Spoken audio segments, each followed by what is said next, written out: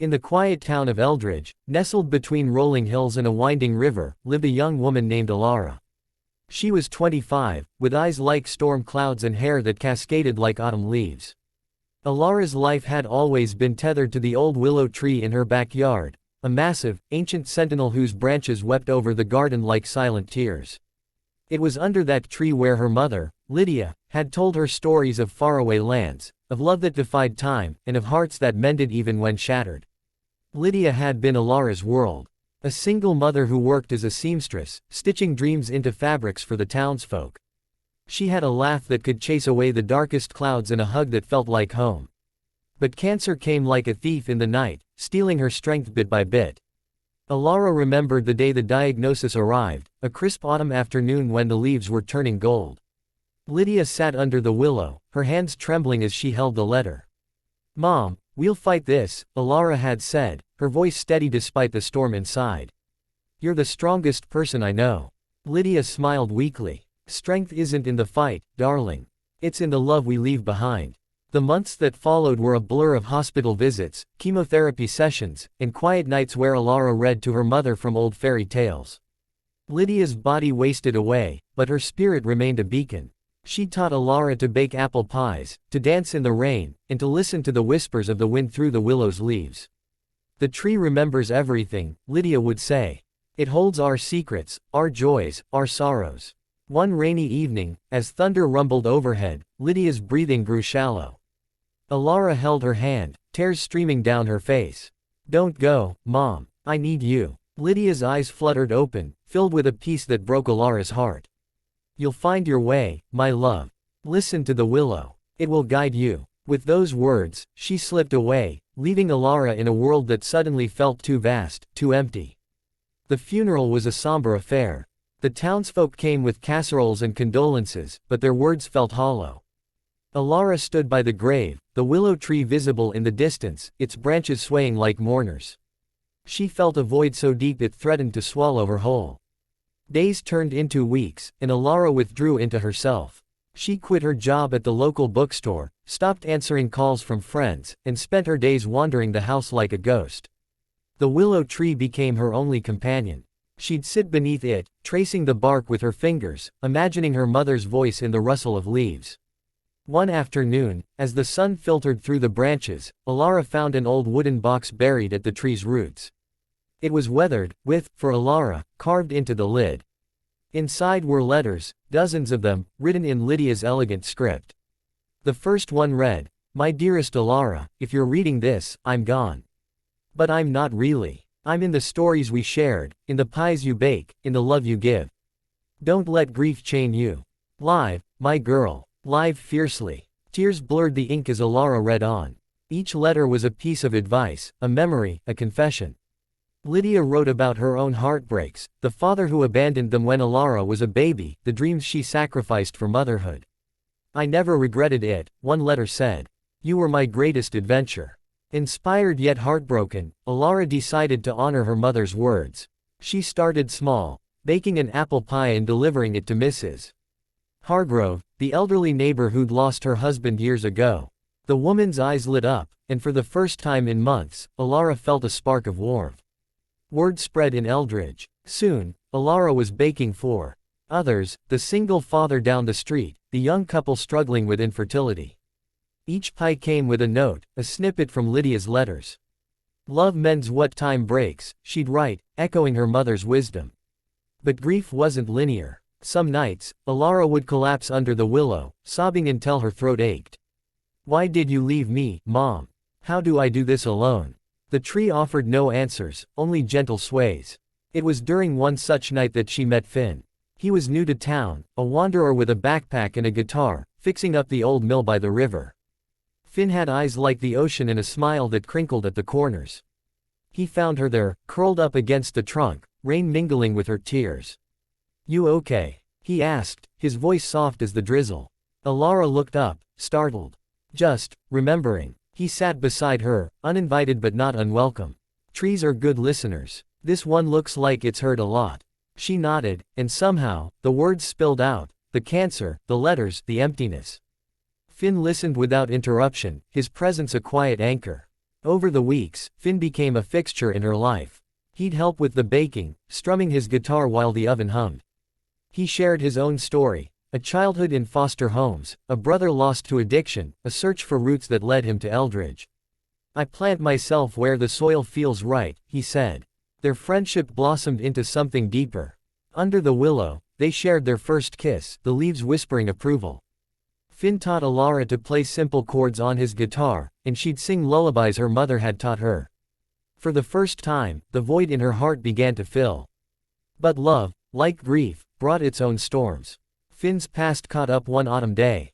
A letter arrived, not from Lydia, but from his estranged family. His brother was in rehab, needing him back home in the city.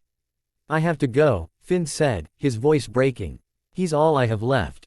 Alara's world tilted. "What about us? What about this?" Finn cupped her face. "This isn't goodbye. It's see you later. You've shown me what home feels like. I'll come back." He left under the willow, where they'd met, his guitar slung over his shoulder. Alara watched him go, the branches drooping as if in sympathy. Alone again, she turned to the letters. One unread envelope caught her eye, for when love leaves. Inside, Lydia wrote, "Heartbreak is the price of loving deeply. But remember, darling, the heart is resilient. It breaks, it mends, it loves again." Alara threw herself into her baking with renewed fervor. She started a small community group, Willow Whispers, where people shared stories of loss and healing over pies and tea. The town rallied around her, and soon, the gatherings grew. Mrs. Hargrove shared about her husband's final days, the single father spoke of raising his daughter alone. Alara realized her pain wasn't unique, it connected her to others. Months passed. Winter blanketed Eldridge in snow, and the willow stood bare, its branches like skeletal arms reaching for the sky. Alara decorated it with lights, a tribute to her mother's love for holidays. On Christmas Eve, as snowflakes danced, a familiar figure appeared at her door, Finn, snow-dusted and smiling. "I couldn't stay away," he said. "My brother's better, but home is here, with you." They embraced under the willow, the lights twinkling like stars. Alara felt her mother's presence in the wind, a gentle affirmation. Years later, Alara and Finn married beneath the tree, their vows echoing Lydia's letters. They had a daughter, whom they named Lydia, and taught her the same stories, the same dances. The willow watched over them, its roots deep in memories, its leaves whispering tales of love and loss. Alara never forgot the pain. But she learned to carry it lightly, like a cherished letter in her pocket. Life, she realized, was a tapestry of emotions, joy threaded with sorrow, love laced with goodbye. And in the quiet moments, she'd sit under the willow, listening to its whispers, knowing her mother was there, guiding her still. Word count. 1248. Wait, that's not 2000. Let me expand. Extended version. Deeper emotions. Alara's journey didn't end with Finn's return. Life, as Lydia's letters often reminded, was full of unexpected turns. Their daughter, little Lydia, or Liddy, as they called her, brought boundless joy. At 3, she had her grandmother's laugh in Alara's stormy eyes. She'd toddle to the willow, pressing her tiny hands against the bark, babbling as if in conversation. But shadows lingered. Finn's brother relapsed, pulling him away for weeks at a time. Alara managed the bakery she'd opened, Willow Pies, where each dessert carried a story. Customers came not just for the food, but for the healing. One regular, a veteran named Mr. Thorne, shared tales of war and lost comrades. "Your pies taste like hope," he'd say. One spring, disaster struck. A flood ravaged Eldridge, the river swelling like Alara's grief had once done. Homes were destroyed, including parts of their own. The willow stood firm, but the box of letters was lost in the mud. Alara searched frantically, her hands caked in dirt, tears streaming. "It's gone, Finn." Mom's words, gone. Finn held her. "Not gone. They're in you, in Liddy, in this town." They rebuilt, the community banding together. Willow Whispers evolved into a support network, helping families recover. Alara wrote her own letters now, to Liddy, tucking them away for the future. As Liddy grew, she faced her own trials, a bullying incident at school that left her withdrawn. Alara sat with her under the willow, sharing stories of her grandmother. "She taught me that pain makes us stronger, kinder." Liddy looked up. "Does it ever stop hurting, Mom?" Alara smiled through tears. No, but it becomes part of who you are, a beautiful part. Finn's absences strained their marriage. One night, after a heated argument, he confessed, "I feel like I'm failing you, like my past is a chain." Alara took his hand. "We're all chained to something. But love breaks them." They sought counseling, mending their bond like Lydia mended fabrics. Time healed, slowly, surely. On Lydia's would-be 60th birthday, Alara planted a new willow sapling beside the old one. The town gathered, sharing memories. Mr. Thorne played a harmonica tune, Mrs.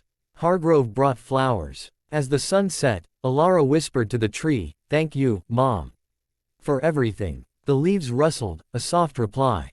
Life continued, birthdays, graduations, quiet evenings. When Liddy left for college, the house felt empty again, but Alara knew it was part of the cycle. She and Finn traveled, baking pies in new places, spreading whispers of hope. In her later years, Alara wrote a book, Whispers of the Willow, compiling stories from the community, interwoven with her mother's letters recreated from memory. It became a bestseller, touching hearts far beyond Eldridge. One evening, as twilight fell, Alara sat under the tree with Finn, their hands intertwined. "We've had a good life," she said. "The best," he replied. She closed her eyes, listening to the whispers, memories of laughter, tears, love. And in that moment, she felt complete.